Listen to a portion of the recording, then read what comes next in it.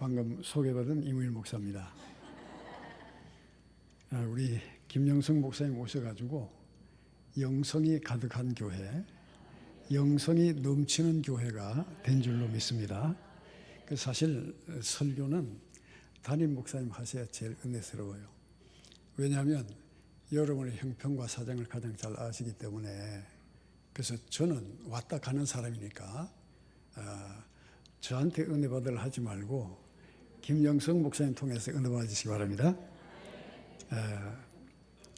저는 그 목회를 50년 가까운 시간을 목회해 온 사람입니다. 그래서 한국교회 성장과 그 교회의 쇠락을 바라보면서 한국교회가 왜 지금 이렇게 쇠락해 가고 있는가 하는 문제를 가지고 많이 생각을 해봤습니다. 무엇이 잘못됐을까? 하나님의 말씀이 첫째, 많이 훼손이 되어졌다. 그래서 이사야 28장 10절에 보면 말씀 나오나요? 대저 경계에 경계를 더하며 경계에 경계를 더하며 교훈에 교훈을 더하며 교훈에 교훈을 더하되 여기서도 조금 저기서도 조금 하는구나 하도다 하는도다. 말씀을 자기 편리한 대로 인용을 하고 자기가 이용하기 쉬운 대로 말씀을 여기 뽑고 저기 뽑고 해서 말씀을 이용하지 정말 하나님의 말씀을 하나님의 말씀으로 받지 못한 것이 가장 큰 원인이 아닌가 그렇게 생각을 합니다. 그래서 말씀을 이용하는 자들, 그들로 인해서 말씀이 심히 훼손이 되어지고 신학이 발달되면 교회가 어떻게 돼야 정상입니까?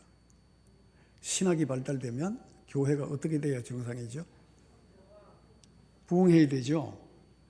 그런데 놀라운 것은 신학이 발달할수록 교회는 힘을 잃어가고 있다는 거예요. 자, 서구 신학의 발달은 서구 교회의 몰락을 가지고 왔습니다. 자, 신학은 하나님의 뜻과 의도를 하나님의 입장에서 이해하고 성도들은 하나님의 마음을 알고 그 뜻대로 살아가야 되는 것이 정상인데, 그러나 오늘날 인본주의, 사회주의, 공산주의, 자유민주주의의 이념과 사상에 초점을 맞추어서 성경을 해석하고 있는 거죠. 그래서 하나님의 뜻은 왜곡되고 하나님의 뜻이 왜곡되어지면서 인간의 이념과 사상의 배경을 사용하는 그런 도구로서 성경을 사용하기 때문에 결국 하나님의 뜻은 왜곡되어져 버리고 또 성경 본래의 기능을 상실하고 있다는 거예요. 여러분, 성경을 우리에게 주신 목적이 뭘까요? 성경을 우리에게 주신 목적. 자, 디모데 후서 3장 15절에서 17절 말씀 우리 함께 보겠습니다. 또 어려서부터 성경을 알았나니 성경은 능히 너로 하여금 그리스도 예수 안에 있는 믿음으로 말미암아 구원에 이르는 지혜가 있게 하느니라. 모든 성경은 하나님의 감동으로 된 것으로 교훈과 책망과 바르게 함과 의로 교육하기에 유익하니 이는 하나님의 사람으로 온전하게 하며 모든 선한 일을 행할 능력을 갖추게 하려 함이라. 아멘. 자, 바울이 디모데에게 편지를 보낼 때에 너는 어려서부터 성경 알았잖냐. 성경은 너로 하여금 능히 그리스도 예수 안에 있는 믿음으로 말미암아 어디에 이르는 지혜가 있게 한다고요? 구원에 이르는 지혜가 있게 하는 것이다. 그래서 모든 성경은 하나님의 감동으로 된 것이기 때문에 교훈, 책망, 바르게 함, 의로 교육하기에 유익하다는 거예요. 그러니까 성경 말씀은 우리로 하여금 하나님의 사람으로 세우기 위해서 교훈과 책망과 바르게 함과 의로 교육하기에 유익하다고 그랬어요. 근데 여러분, 일주일 내내 스트레스 받고 살다가 교회 오면 어떤 설교를 듣고 싶어요? 위로해주고, 격려해주고, 칭찬해주고, 세워주고, 그래 기도했더니만 응답됐더라 하고 뭐 좋은 것만 듣고 싶어 한단 말이지. 예. 그러다 보니까 정말 성경이 갖는 본래의 기능에 대한 이해보다가는 내 입장에서 듣고 싶은 얘기를 듣기를 원하는 거예요. 한 번은 어떤 분이, 목사님, 일주일 내내 성도들이 세상 살면서 스트레스를 받고 그러는데 그 천국, 지옥, 뭐 회개, 죄 그런 얘기 좀 하지 마세요 그러더라고. 예? 깜짝 놀랐어요. 여러분, 구원에 이르는 지혜를 얻게 하기 위해서 말씀을 주셨다는 거예요. 그래서 17절에 뭐라고 그랬죠? 이는 하나님의 사람으로 온전하게 하며, 그렇죠? 모든 선한 일을 행할 무엇을? 능력을 갖추게 하려 함이라고 그랬어요. 그런데 우리가 성경 말씀을 하나님의 말씀으로 받지 못하고 인본적으로 이해하고 해석을 하고 또 좋은 얘기만 듣기를 원하는 거예요. 자, 서구교회는 사회주의적 성경 해석을 통해서 독일 신학이 발달되어지고 최고의 학문적 성과를 이루었을 때 교회는 다 몰락하고 말았어요. 자, 그래서 제가 2년 전에 그 스웨덴 그 볼링에라고 하는 도시에 뭐 우리 선교사, 돕는 선교사가 있어서 가보니까 5만 명이 사는 그 도시에 교회가 5개 있었는데 제가 가던 그 해에 시에서 교인이 20명, 한 교회는 20명 모이고 한 교회는 30명 모이는데 시설이 너무너무 좋아요. 그런데 시에서 난방비나 이런 것은 낭비니까 교회를 합쳐라 이래가지고 제가 갔을 때 교회가 4개밖에 없었어요. 그런데 교회마다 교인이 30명, 40명, 제일 많은 교회가 100명 정도, 그 내 교회가 4개가 있으니까 5만 인구의 교인 수가 200명밖에 안 돼요. 그런데 교회 건물은 굉장히 잘 지어졌어요. 그런데 교회가 빌면은 스웨덴은 사회주의 국가니까 시에서 그 교회를 사회복지시설로 사용하는 거예요.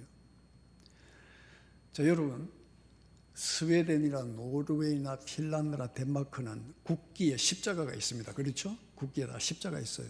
그리고 핀란드는 국교가 기독교였어요. 그런데 몇 년 전에, 수년 전에 그 법을 바꾸었어요. 왜? 예수 믿는 사람이 없으니까 기독교 국가라고 할 수가 없잖아요. 지금 서구 교회가 다 무너졌어요. 왜? 독일 신학의 발달은 결국 서구 교회의 몰락을 가져왔다는 거예요. 자, 그래서 미국 장로교 같은 경우에는 얼마 전에, 몇 년 전에 동성애자 목사 안수를 합법화해버렸죠.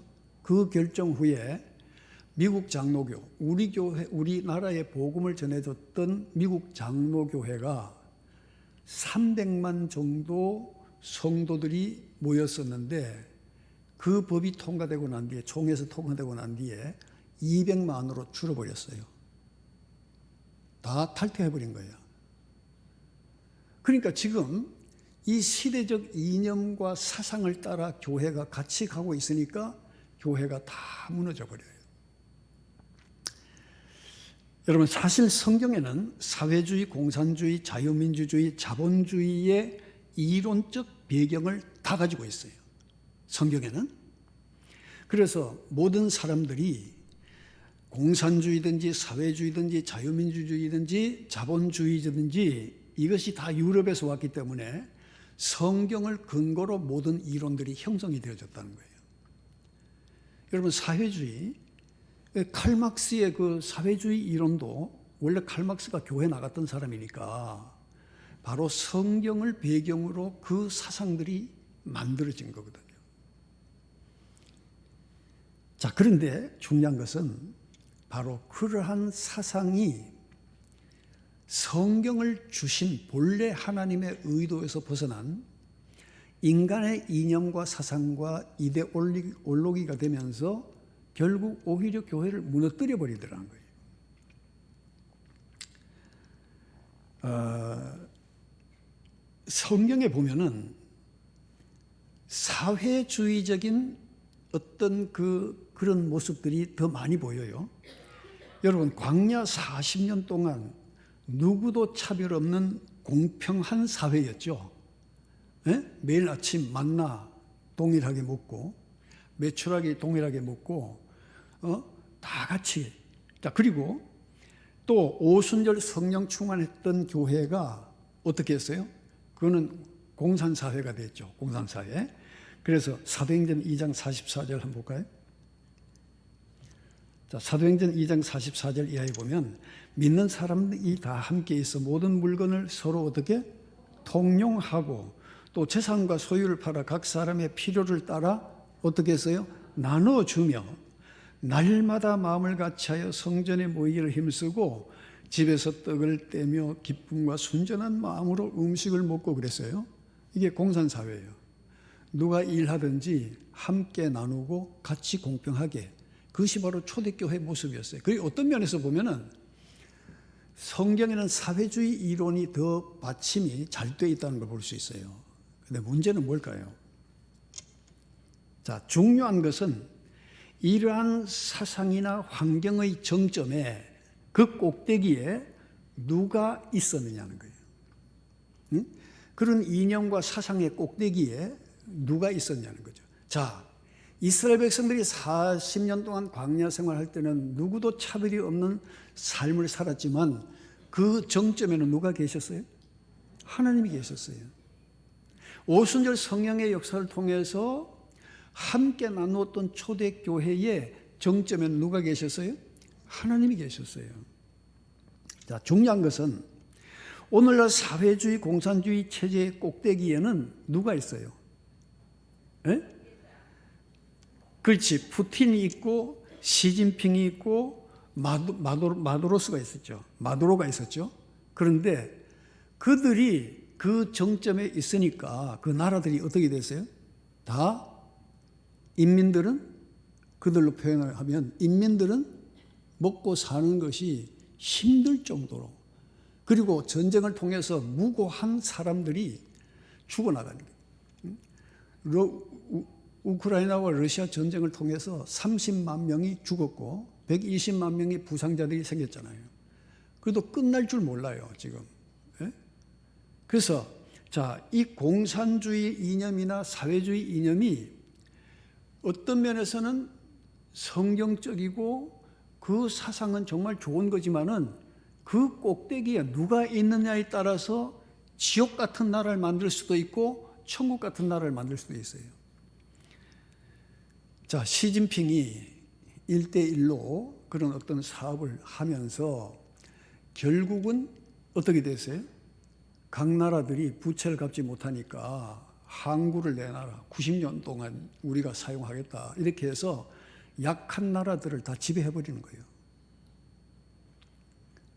자, 뭐 김정은이나 또 이번에 그 베네수엘라의 마두로 같은 경우에도 석유 부존량이 사우디아라비아보다도 더 많은 나라가 베네수엘라입니다.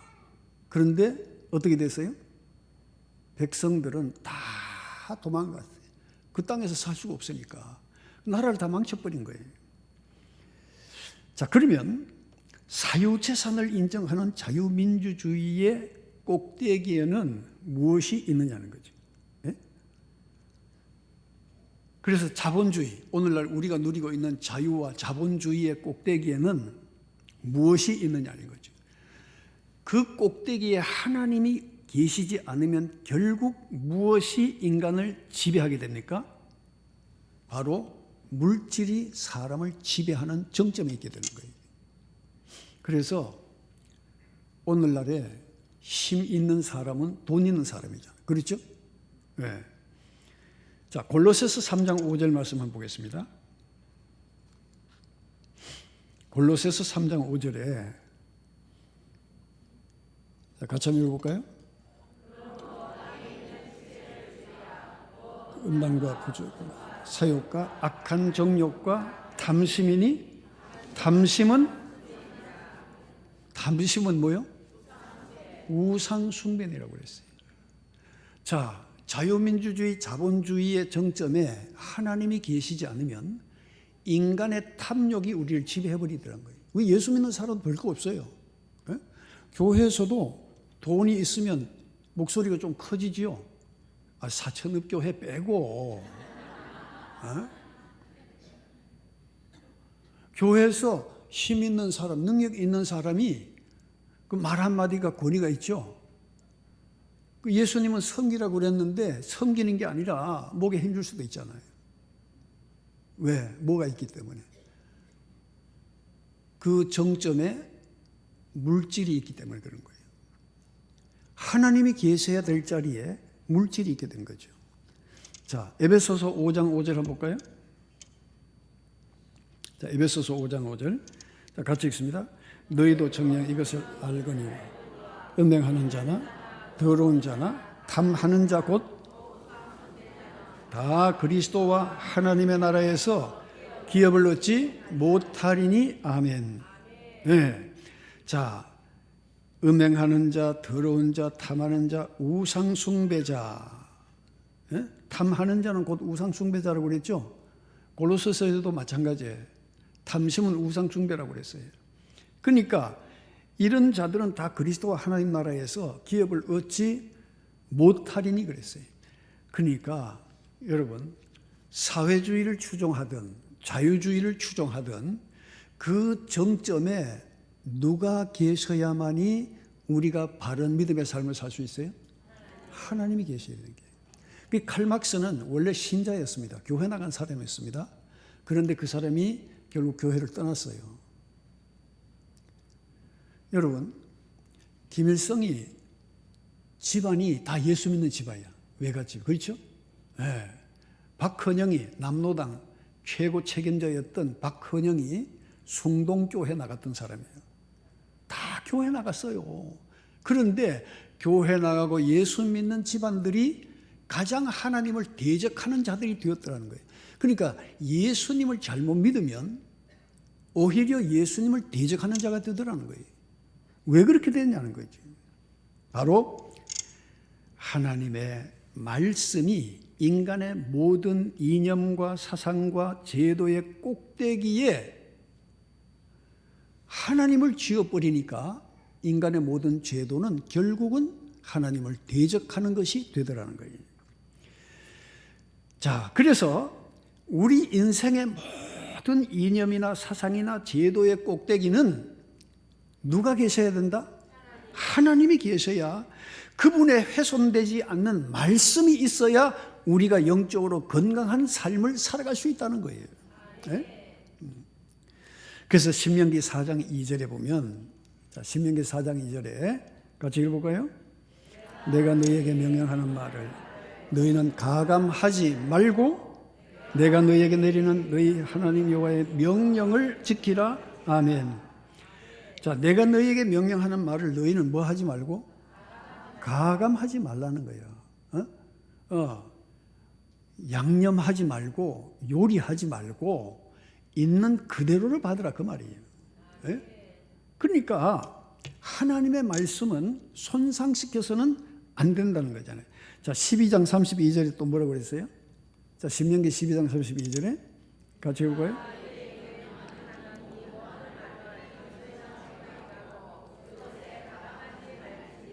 아멘. 뭐라고 그랬어요? 가감하지 말지니라고 그랬어요. 자, 성경의 마지막 책, 마지막 장까지도 말씀 훼손에 대한 경고를 하고 있어요. 자, 계시록 22장 18절, 19절 한번 볼까요? 자,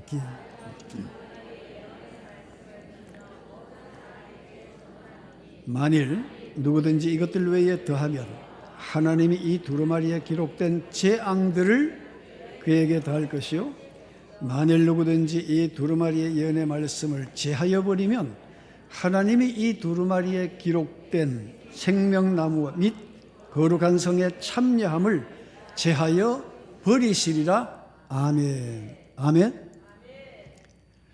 그러니까 하나님의 말씀은 하나님의 말씀 그대로 받으라는 거예요. 예? 가공하지 말라는 거예요. 따듬지 말라는 거예요. 네 사상을 가지고 하나님의 말씀을 이용해서 네 사상을 변론하지 말라는 거예요. 예? 그리고 오늘날 이 우리 사회는 교회가 하나님의 말씀을 이용하고 있다는 거예요. 예? 그러니까 목회자들 중에도 사회주의 이념을 가진 사람이 있어요.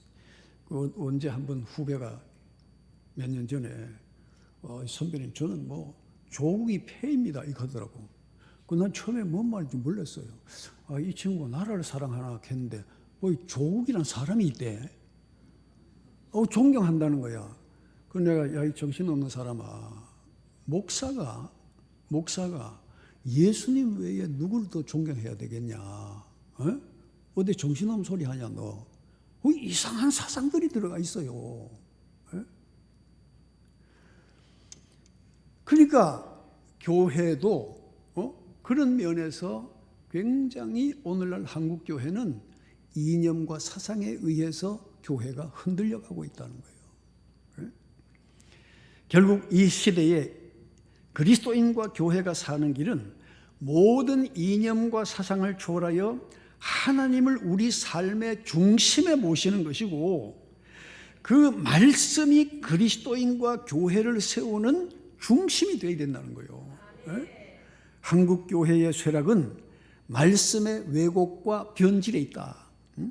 말씀은 말씀으로 들어야 되고, 말씀은 말씀으로 선포되어져야 하고, 말씀이 때로는 우리에게 부담이 될 수 있고, 또 수용하기 어려울 수도 있고, 감당하기 힘든 것일 수도 있지만, 그러나 하나님께서는 그것을 통하여 우리에게 더 값진 것을 주시기 위하여 말씀을 우리에게 주신 줄로 믿습니다.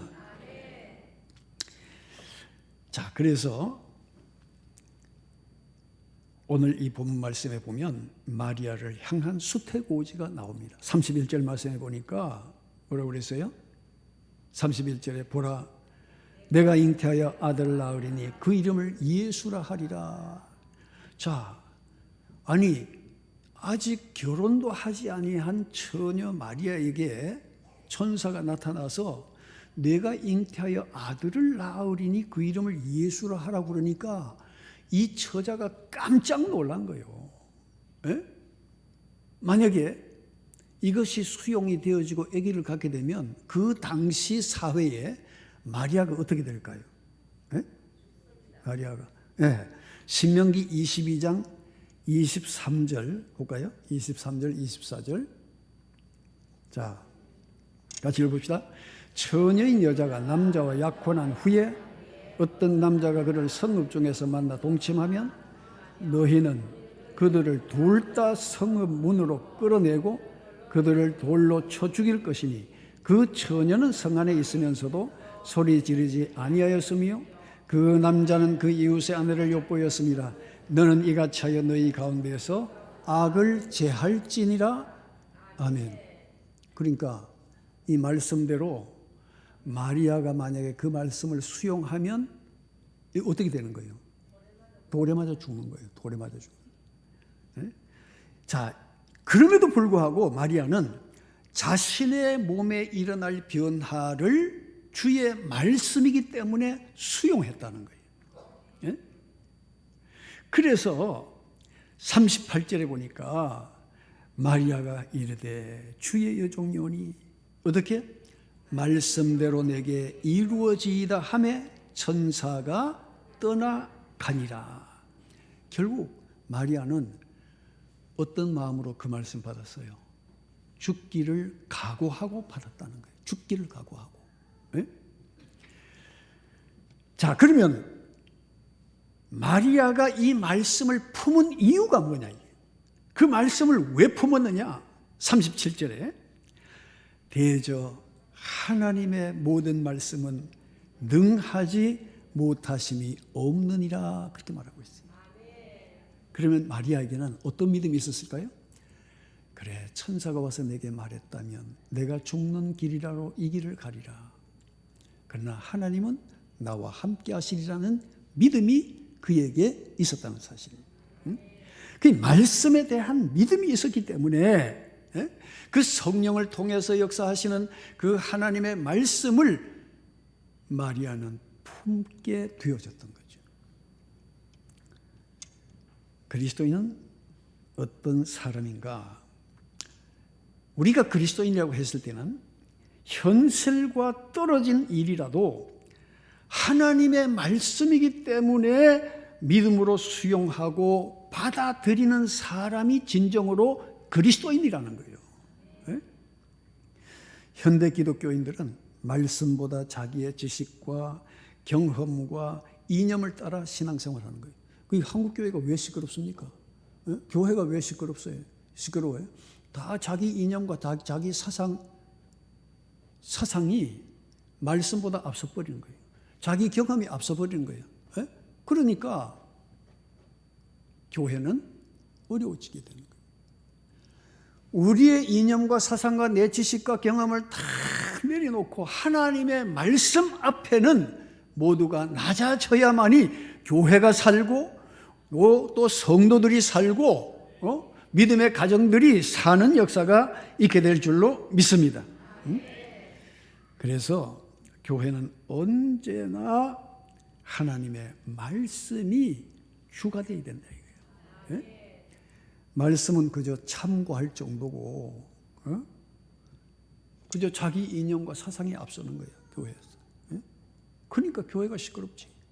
또 주의 일을 할 때 하나님의 말씀을 잘 모르니까 여러분 사람은요 모르면 아는 대로 갑니다. 그 자기 지식이 앞서고 자기 경험이 앞서니까 말씀하고 관계없는 일을 열심히 하는데 열심히 할수록 교회는 어떻게 되고? 에? 내가 서울로 가야 될 사람이 방향을 부산으로 잡고 열심히 뛰면 어디로 가요? 열심히 뛰면 뛸수록 서울은 더 멀어지죠? 에? 그러니까 자기 지식이나 경험을 앞세우지 말라는 거야. 말씀이 앞서야 되는 거예요. 그래야만이 내가 살고 교회가 살게 되는 거예요. 네? 그래서 그리스도인은 말씀의 능력을 믿고 순종하는 자, 마리아처럼 말씀을 품는 자가 참 성도가 되는 줄로 믿습니다. 바로 천국은 그런 자를 위하여 준비된 곳이라는 거예요. 무늬만 그리스도인이 아니라 정말 말씀에 순종하고 말씀을 품는 여전도의 회원, 성도들이 되어야 하는 것입니다. 자, 사도행전 20장 32절 한번 볼까요? 사도행전 20장 32절. 자, 천천히 같이 읽습니다. 지금 내가 여러분을 주와 및 그 은혜의 말씀에 부탁하노니 그 말씀이 여러분을 능히 든든히 세우사 거룩하게 하심을 입은 모든 자 가운데 기업이 있게 하시리라. 아멘. 자, 무엇이 우리를 든든히 세운다고요? 말씀이. 아멘? 근데 아멘 안 한 사람 뭡니까? 네? 말씀이 우리를 능히 든든히 세우는 거예요. 그래서 거룩하게 하심을 입은 모든 자 가운데 기업이 있게 하신다는 거예요. 자, 한 군데 더 봅시다. 데살로니가전서 2장 13절. 데살로니가전서 2장 13절 말씀 같이 읽겠습니다. 이러므로 우리가 하나님께 끊임없이 감사함은 너희가 우리에게 들은 바 하나님의 말씀을 받을 때에 사람의 말로 받지 아니하고 하나님의 말씀으로 받음이니 진실로 그러하더라. 이 말씀이 또한 너희 믿는 자 가운데 역사하느니라. 아멘. 네. 그러면 어떻게 예수님 믿어야 돼요? 알기사 다 잘 알아요. 네? 성경을 바로 알고 성경을 먹고 마시고 하나님의 말씀을 가까이 해야 되는 거예요. 네? 저녁 8시에 드라마는 끝까지 다 보면서 성경을 안 보더라 이거야. 네? 어디 진주의 어느 교회 말이지. 예? 말씀을 안 봐요. 바쁘다는 핑계로. 이제 정해진 시간이 딱 됐기 때문에 내가 설교를 마치도록 하겠습니다. 말씀을 품고 사는 여전도 회원 또 온 성도들 되시기를 축복합니다. 기도하겠습니다. 존귀하신 주님, 믿음으로 산으로 하면서도 주님의 말씀을 품지 못하고 살아왔음을 고백을 드립니다. 늘 말씀을 먹고 마시며 말씀을 사모하는 믿음을 통하여 우리의 믿음이 영육간에 강건해져서 정말 하나님께 귀하게 쓰임받는 존귀한 여전도 회원들 온 성도들이 되게 하여 주시옵소서. 예수 그리스도 이름으로 기도드리옵나이다. 아멘.